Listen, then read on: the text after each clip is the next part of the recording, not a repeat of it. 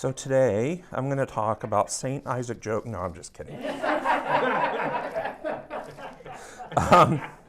So we're talking about our favorite saint, and many of you know that I am a member of the Franciscan order, and so you might think that I'd go with somebody like Francis or Clare, Bonaventure.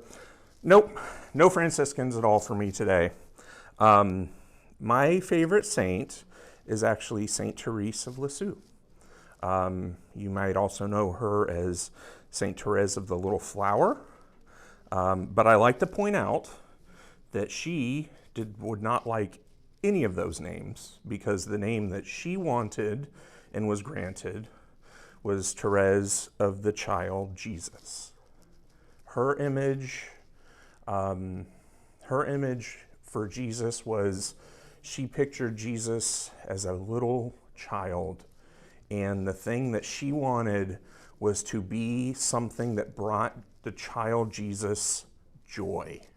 And so she would use this imagery of her being a little bouncy ball that could bring Jesus joy, and then when he didn't want to play with her anymore, he could just set her aside, and she'd be quite content to just wait, as toys would, need to do.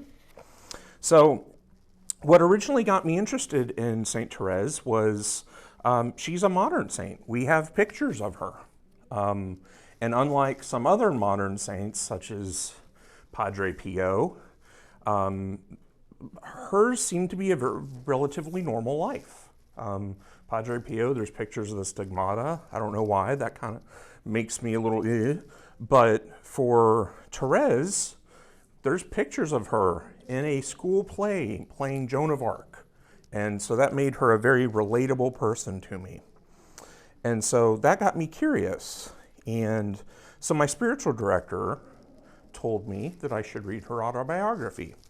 And when I started doing that, I found out her autobiography was written because the nuns in the Carmelite order told her she had to write one because she didn't want to. And so, as I said, she loved the idea of being a focus of source of joy for the person of Jesus, not the other way around where we often look for Jesus to be our joy, but she wanted to bring joy to Jesus. And I thought that was such an interesting way of looking at our relationship with God.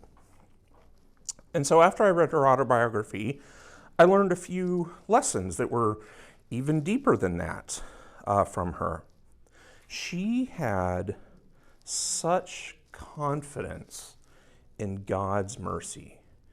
This wasn't like a trust. This wasn't just like she was convinced no, it was utter confidence. It was knowledge of God's mercy. She tells a story of a man in the newspaper who was about to be executed for murder. And she just sat and prayed and prayed and prayed and prayed for him.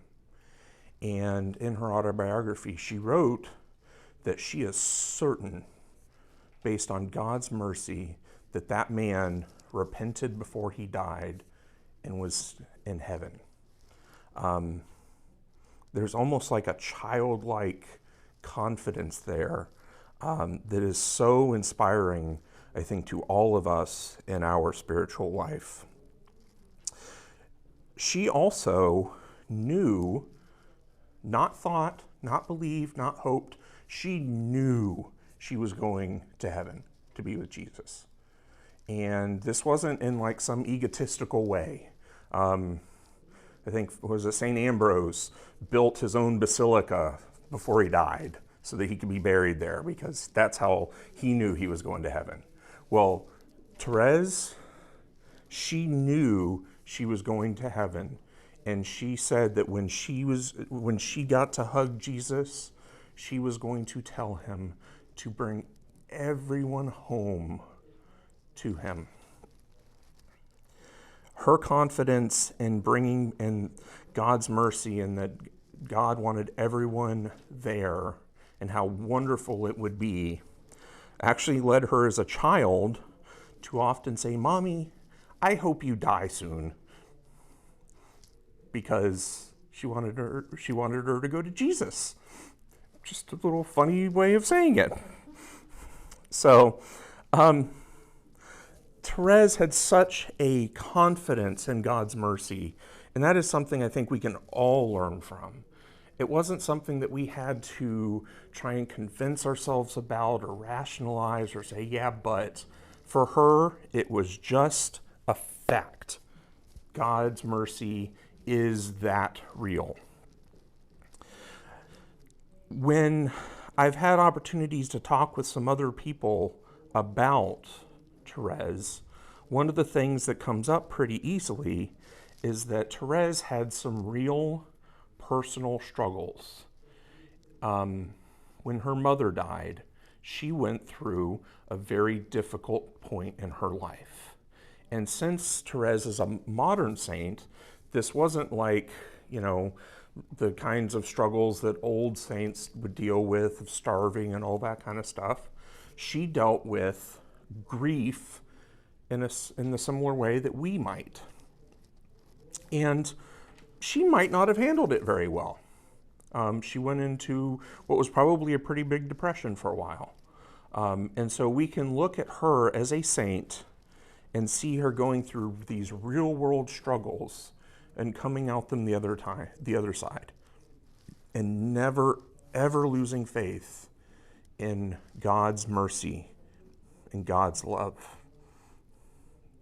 So I hope from today you can take a couple things from the example of St. Therese: her absolute confidence in God's mercy for each and every one of us, and the fact that as the little flower, this beautiful little saint, she struggled in ways that were very similar to the ways that we struggle in our lives.